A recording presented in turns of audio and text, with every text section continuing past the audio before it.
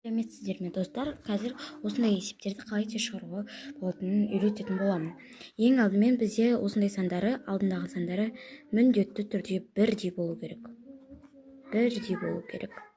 Сосын одан кейінгі мына екеуін қосқан кезде 10 шығатын сандар болу керек. Міндетті түрде. Если 11, 12 болып кете беретін болса, онда есебіміз дұрыс шықпайды. Сосын мына екеуін қалай істейміз? Мына екіге осы саннан осы санға бірді қосамыз. 3, 2-ні 3-ге көбейтсек 6, және мына жерде қала береді. 3-ті 7-ге көбейтсек 21. Ал енді баған түрінде көрсетейін осыны. Баған түрінде шығарсақ та дәл солай шығады. 21, 2, 7, 16,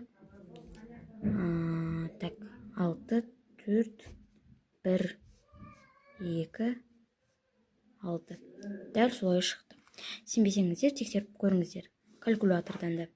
Міне, мына жерлері бірдей болу керек міндетті түрде.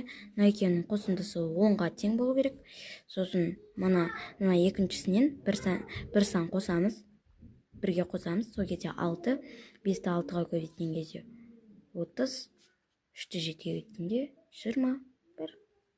Дәл осылай шығарылады. 1-ді қосамыз, 5, 20, 24, 24.